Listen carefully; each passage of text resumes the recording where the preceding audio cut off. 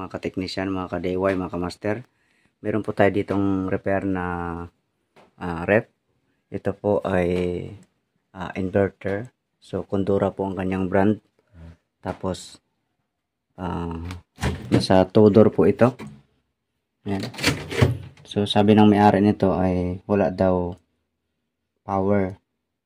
Pero umiilaw naman ang ang kanyang ilaw dito sa loob pag sinaksak. So ibig sabihin, ang ibig niyang sabihin na walang power ay doon sa motor, hindi nagba-vibrate, walang tunog. So walang supply na pumapasok. So na-check ko na rin po ito nung nakaraang buwan pa. Yan, ito po. So ang napansin po natin dito, ito po ang kanyang likuran. Ayan. Napansin po natin dito ay itong board niya. Kasi inverter nga ito. So itong ang motor nito ay ang kanyang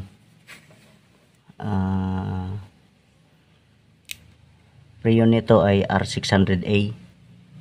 Ayan o. R600A. So nung tinanggal natin ito ay meron tayong nakitang dito, sira itong board niya.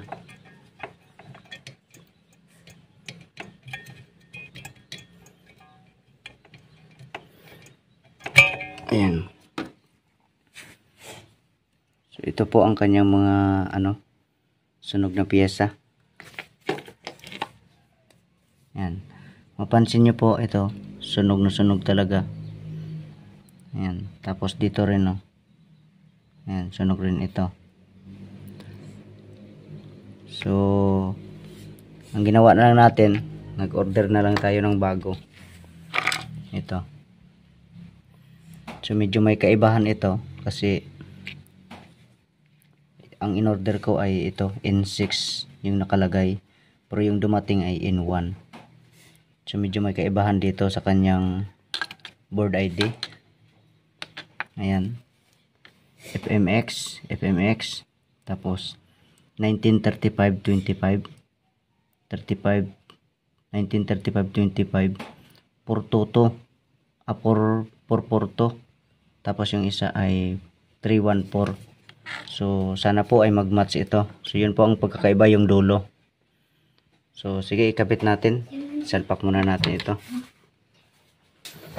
Okay, so sa pagkabit lang nito ay ito lang, dahan-dahan lang pagkabit dito. Yan, may tatlo namang terminal yan dyan. So chinek ko yung niya, yung terminal sa yung tatlong pirasong terminal ay parehas naman ang ohms. Tapos wala namang grounded dito sa body. Okay, no? So testing natin, isalpak natin ito.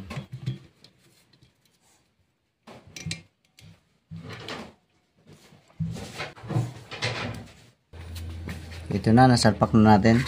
So na natin dito, dapat talaga natin yung kanyang rubber. Ayan. So pantay na siya. So takpan na muna natin. So ang pagtakip nito ay ito, meron siyang sasabitan dito ng lock. Ayan.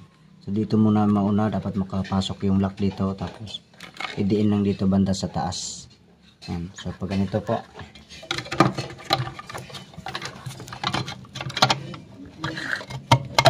ayan, tapos tulak lang yan. Ayan. So pinasok lang muna dito sa ilalim, tapos tinulak pa taas. Ayan. Tapos ang connection naman, itong nasa ilalim ay yung red. Ayan, sa ilaw yan. Tapos itong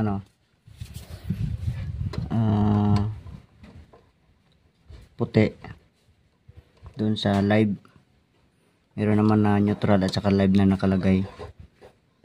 Ayan, yung puti sa live. Ayan. Tapos yung itim sa neutral. Tapos itong green ay sa ground. Ayan. So ground yan ito. Okay. Sige, takpan lang natin ito.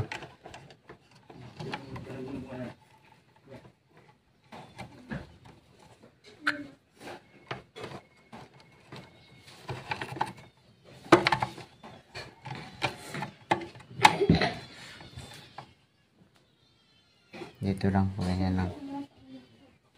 So dalawa lang naman ang screw dito. Ayan ito. Tapos dito yung isa. Ayan. Ito para sa terminal. Ito ang para sa kanyang body. Sa pag magtanggal ka ng mainboard. Ayan. Sige, testing na natin ito.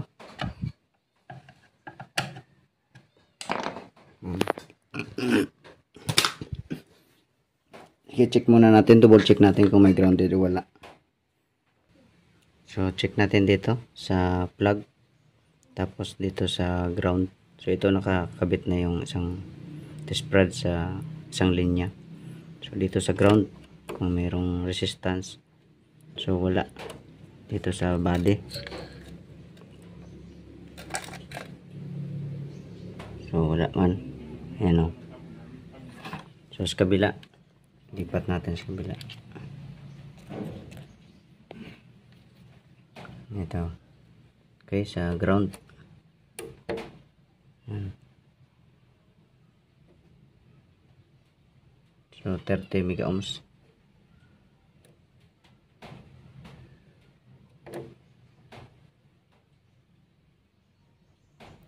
Yan. 33 mega ohms. Dito sa body ng ano. So parang okay pa naman. Okay, so saksak na natin to. Dito tayo sa amperahe. Tapos sabitan natin dito sa extension.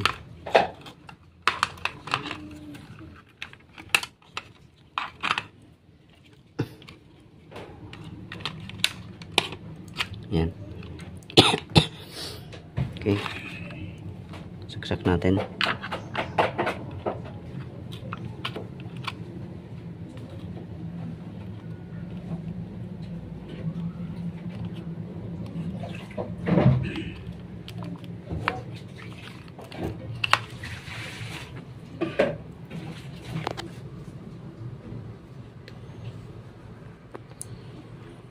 Okay, tingnan muna natin dito sa loob.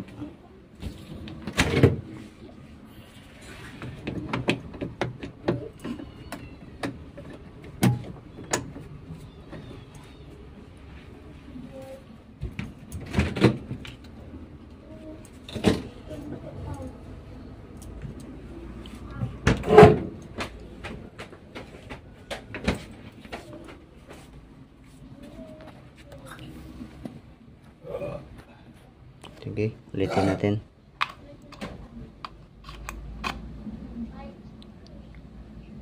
.3 0.03 ampere.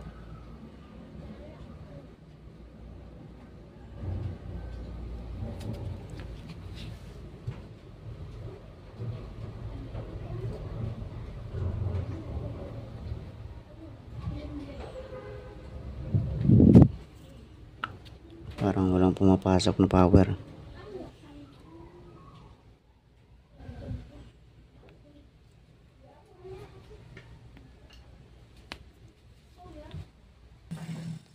Okay, ito. So binaliktad lang natin yung live at saka yung neutral. Binaliktad natin. So ito na siya. 0.42. So ang kailangan niyang ano nito ay 1.7. Tingnan natin sa loob.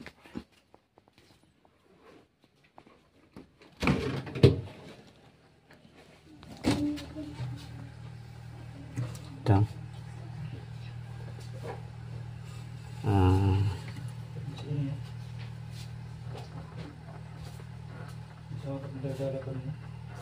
Ito, 0. Ano pala, 55 ampere. 0.56 55 ampere ang rated current. Ayan. Okay, 0.55. So ito 0.47. So umandar na yung motor niya. Ayan, umandar na yung motor. Tapos unti-unti nang umiinit yung kanyang filter.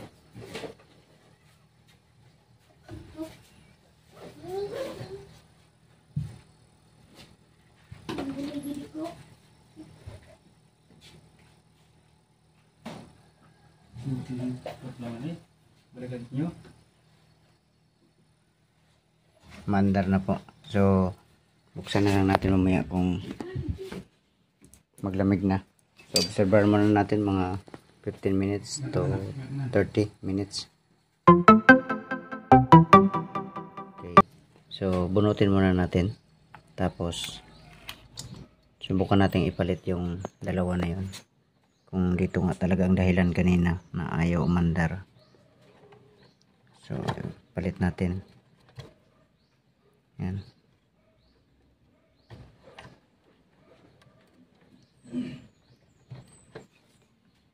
Yan. Okay. Saksak natin. Ayan o. 0.03 lang talaga. Ayaw tumakbo.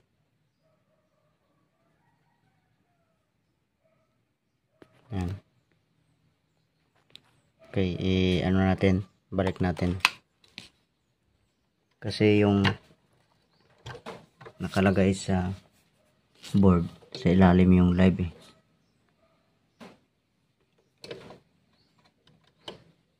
Ayan, yung live sa ilalim tapos neutral sa taas. So pag sinod natin yung puti yung ano gawin nating live, hindi siya gumagana. Okay, so subukan natin sa ilalim yung black na to, tapos yung puti sa taas. Okay, saksak natin.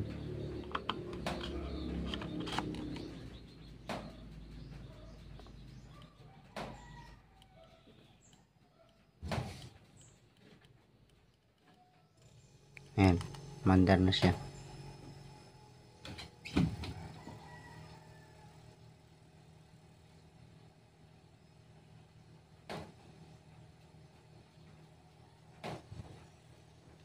Mandar na yung motor. So bababa pa naman yan. Ayan. So 0.55 ang kanyang ano doon required. So naglalaro lang naman siya sa 0.50 to 0.55. Ayan.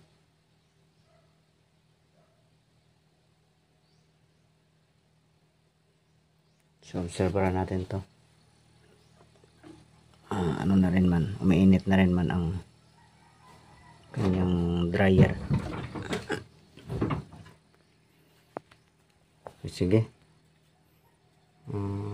Diyan lang muna, standby lang muna natin yan. Ito pala sa kanyang diagram ay ito talagang ano, black yung papuntang phase. Yan. Yung neutral ang ano, ang white. Yan o. Tapos yung bulb dito. Yan. So sakto nga naman talaga. Pero malaman testing natin na ibaliktad yung plug niya kung gagana rin siya. So nakaganyan ang posisyon. So testing natin rin mamaya na pabalik rin natin So umaabot siya ng ano 0.71. Medyo nag ano lumakas yung motor niya.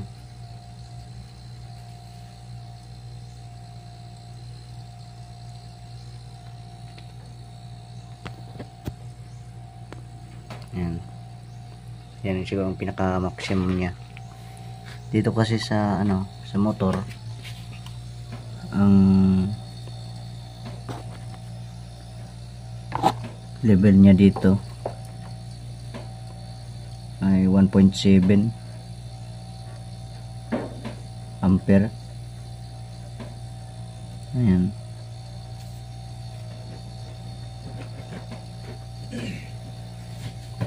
So malamang ay tataas pa yan. So first time natin itong palit ng ano ng mainboard. Okay, ito tuloy-tuloy naman siya. So ang pinaka stable niya na amperahe ay 0.665. So dyan lang naglalaro yan. So dito medyo malamig dito. Dito naman mainit. Tapos yung filter niya ay mainit na rin. Dito sa gilid mainit na rin dito. Okay. Buksan natin. Naglagay tayo dito ng isang ano. Ayan. So kung mapansin natin ay talagang ayan o. Ayan, parang kristal ang kanyang lamig. Ayan o. Sana nakikita nyo yung parang kristal ang kanyang lamig. Ito naglagay tayo ng pitchel. So malamig na siya. Yan.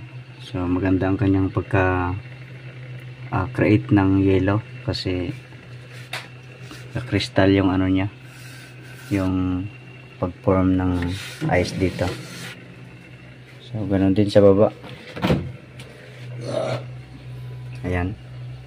So kung mapansin nyo ay parang nag-ano siya. Ayan, lamig na. Okay. So sana po ay may natutunan tayo sa video na to. Okay, sige. God bless po sa inyong lahat.